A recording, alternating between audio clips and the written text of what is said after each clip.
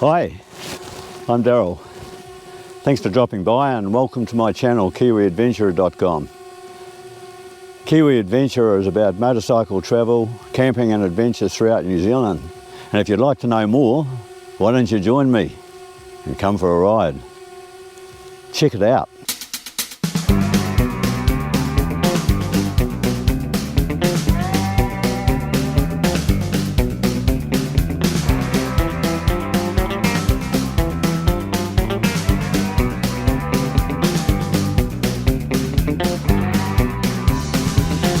The Kaweka Ranges form part of the mountainous spine of the North Island of New Zealand, including the Taurua and Ruahine Ranges, which run from Wellington in the south to East Cape north of Gisborne.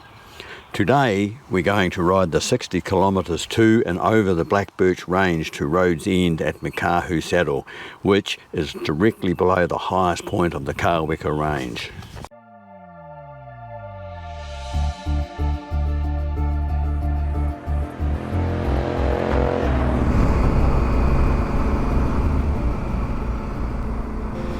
Like you, my life has many interests and none of them have the passion I hold for motorcycles. It's not a means to an end, it's simply pure joy and is the moment.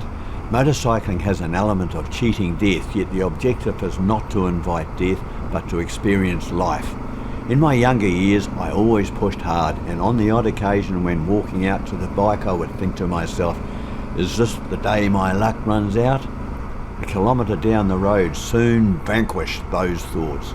I was on my motorcycle, living to the max, making my own luck, and once again the force is with me and I'm heading for the mountains.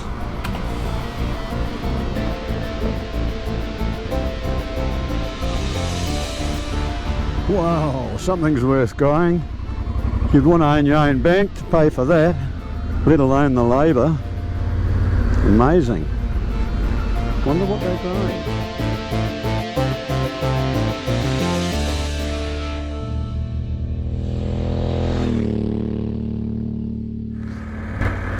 I see this kind of thing a lot around New Zealand.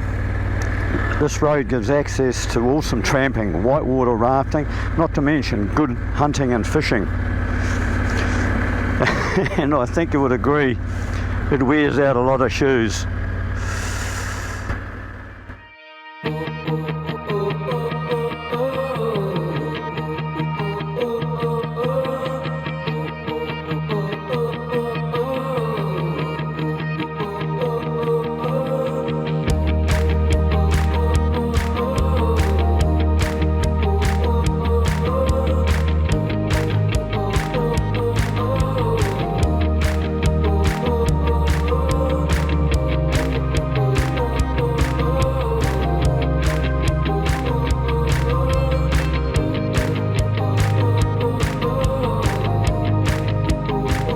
There's a popular summer camp facility in there used by most of Hawke's Bay's schools.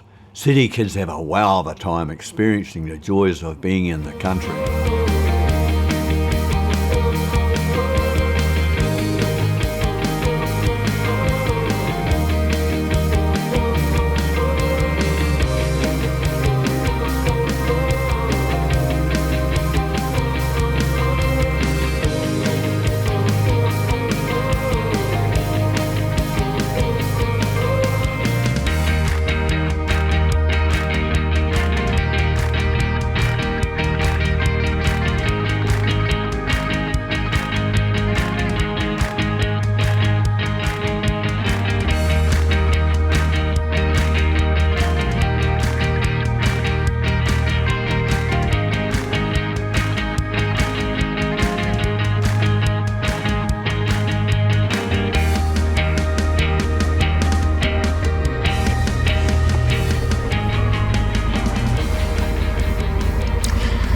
Well, that's the Kawekas up there.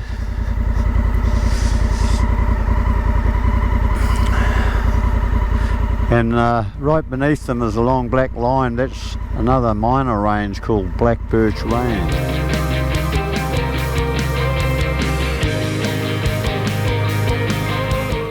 We have the most fabulous mountains at our doorstep in Hawke's Bay. I can be I can be at the foot of those mountains with my pack on my back and my rifle on my shoulder ready to go an hour from home. Although, to be honest, you can go a hell of a lot quicker in a car because you can do it more safely. Yeah, we're very lucky in Hawke's Bay.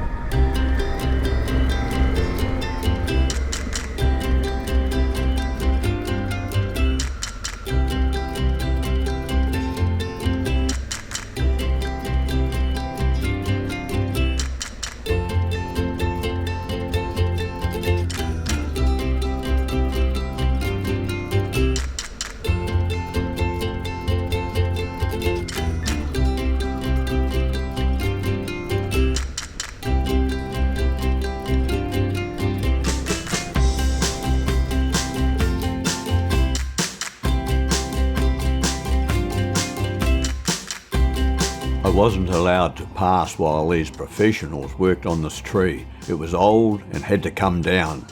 It's interesting what others do to put a shirt on their back and food on the table.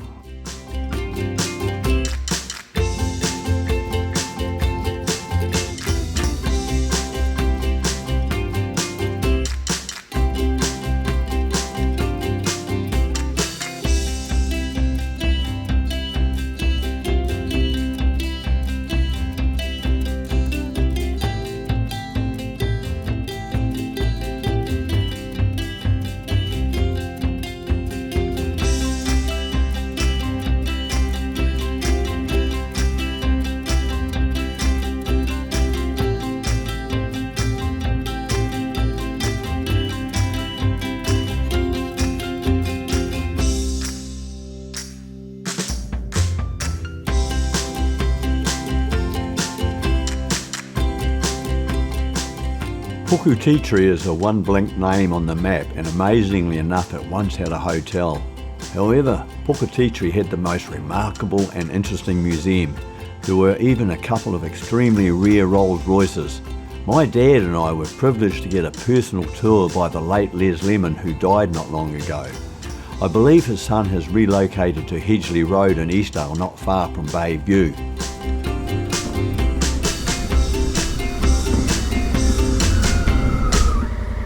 Now for 12 kilometres of gravel to Road's End at Makahu Saddle.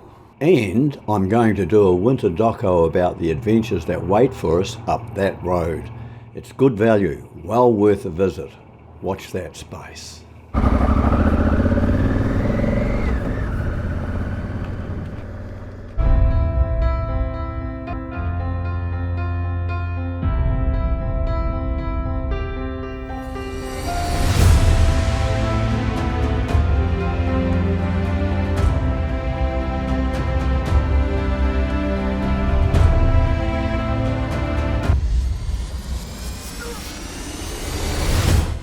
Bloody hell, I wasn't ready for that. Because I hadn't turned off traction control, I couldn't get the power to the ground when I needed it. It was so steep and loose, the bike started sliding backwards until I could get my foot back up onto the foot brake. The suspension settings were way too soft as well, which didn't help matters.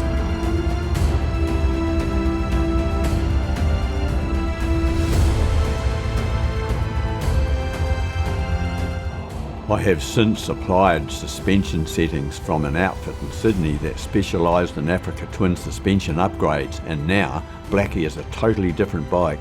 Even on road the bike was too soft. Well, this is a little branch off, just goes up here,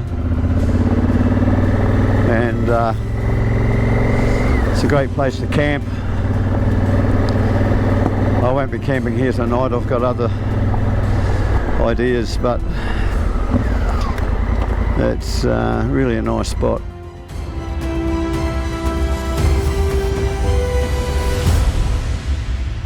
Let's go and check it out.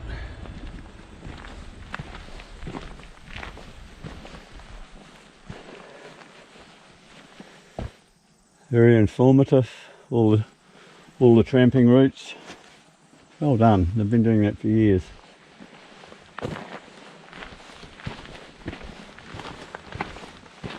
This track leads to some really nice walks onto the top of the Black Birch Range, and you get a fantastic view of Napier, Hawke's Bay. Of course, you've got the main tower, Kaweka Range, towering over you. Yes, there's some good walks.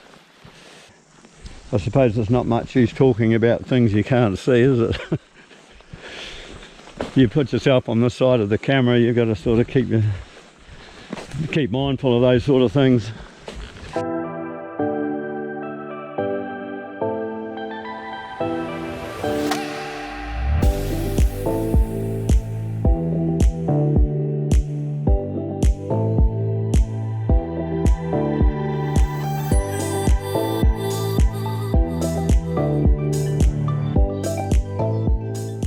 There was another loop walk just 50 metres back there, which takes about a half an hour or so, and it goes around to the end of the road at Makahu Saddle, directly below the bottom of the steepest, highest part of the Kawekas.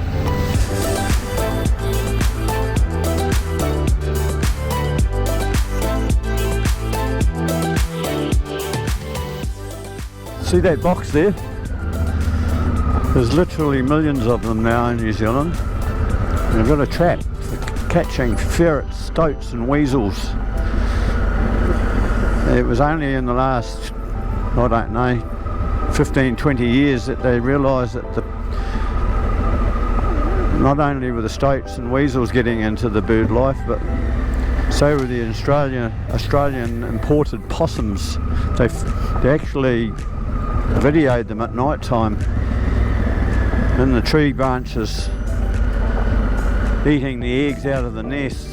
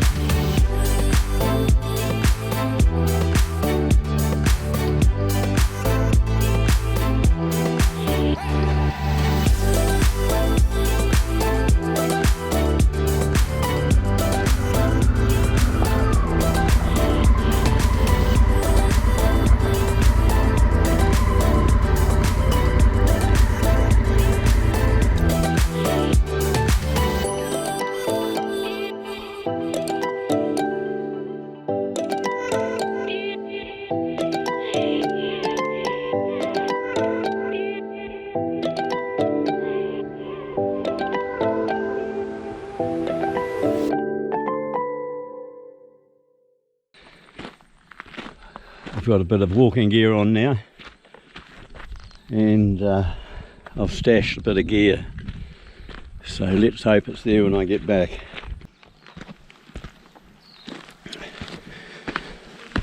There's a lot of walks around here. There's a beautiful walk that just follows around at one height, goes through the most beautiful silver beech forest. It just looks like chrome on a nice sunny day when you're inside it. And I haven't sort of made my mind up until I was putting my gear on, and I thought it's been a while since I've been up the top. It takes a fit man about an hour 20. I have done it in an hour 20 when I was young, young. Yeah, so anyway, I think I'm going to go up to what they call Kaweka J. It's the highest spot, and the weather's looking good, and if it rains, well, I've got a parka and I've got some warm gear. You can't do otherwise in this country. I love it when I head off on the hour. It's easy to keep track of time.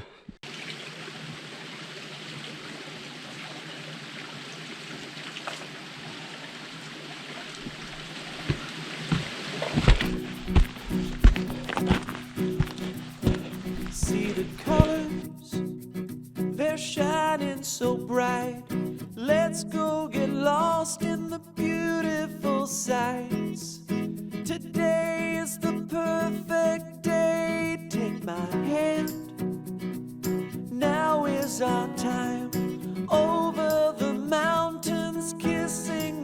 sky. There's so much beauty around us, you know. I mean, just look at those stones. How often do you see stuff like that? And these plants, they are incredibly beautiful and they are incredibly hardy. You get 100km/h winds here with a chill factor of minus 10, 20, and they're covered in snow, which I guess protects them, and the DNA designs them, I guess. But it's so easy to take it for granted because there's plenty of it, but I don't.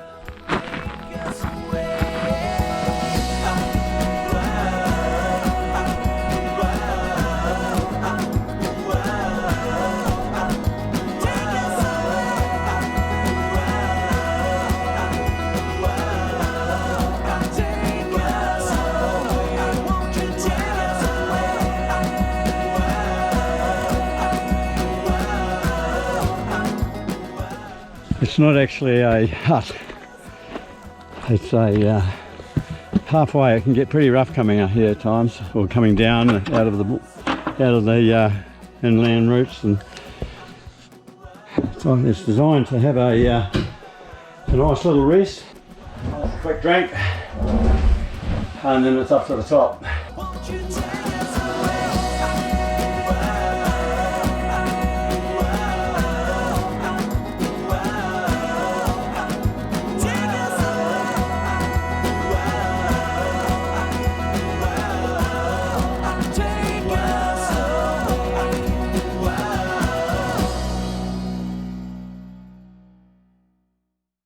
These signs here are what remain from the old Forest Service days before it turned into the Department of Conservation, and they were normally posted and assembled by deer cullers of that day, and they were so fit that they would put their own times in, which can be quite dangerous because the people think they can get before dark and cold weather and are caught out because the sign said it was 40 minutes instead of, in actual fact, an hour and a quarter. That can be quite dangerous. We're so lucky in New Zealand. As New Zealanders, we have more freedom than, well, we're just so damn lucky with the freedom we've got. We can just go anywhere we like, and you know, a lot of those people that gave us that freedom aren't with us anymore, and this is a classic example. The local tramping club, the Hiratonga Tramping Club, they built this cairn as a memory to the guys that lost their life in the Second World War. And thank you guys, I appreciate that.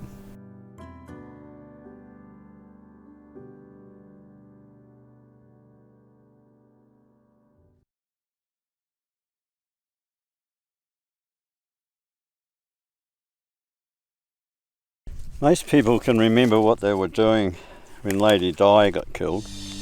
When the new millennium came in, can you remember where you were? I came up here to greet the new millennium with my brother and partner to see one century out and another one in, and there were quite a few like-minded souls with the same idea. Another time Ryan, my son, and I were up here one winter's day sucking in the view while enjoying our sandwiches.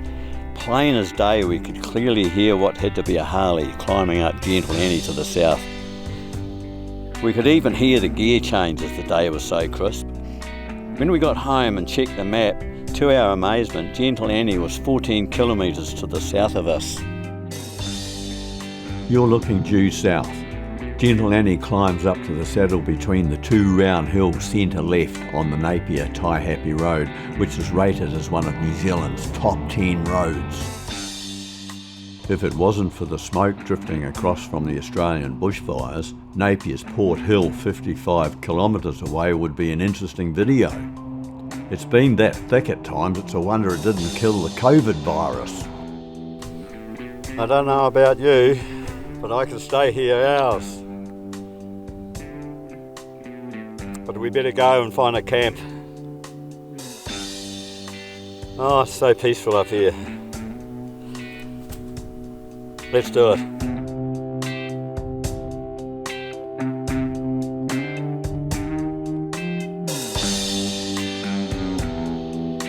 Okay.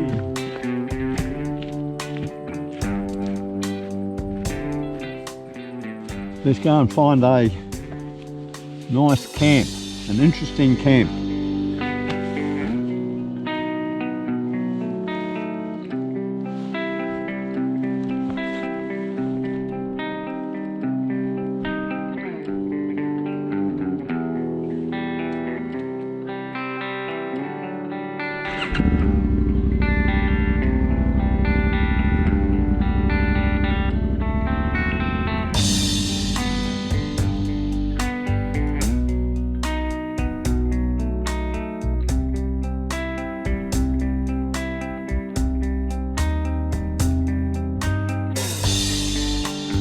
The summer sun had slipped over the horizon to the west, and with it the heat of the day. With a good camp spot, a comfortable chair and a hot chocolate, I couldn't help reflecting what a brilliant day I was experiencing. I had grabbed the day, and hindsight told me how lucky I was, because the day was one of the few windless days in weeks and weeks. I could be back in Napier now, and for sure I would be pinching myself thinking, was I really up there today? I'm thinking about that ridge on the way up to Kaweka J, and I remember stopping to look back across from where I had come from to where we are now. And this morning we went up this road to Whittle's Clearing.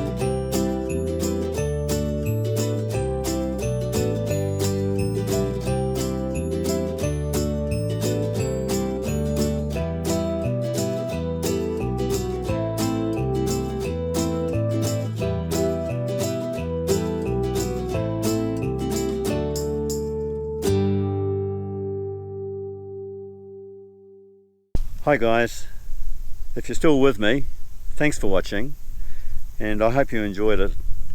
If you did, I'd be really grateful if you give me one of these and subscribe. I've got plans for plenty more. I won't be making them every week, but they'll be fairly regular and they'll be of the same style. So if you're interested, watch this space. Thank you.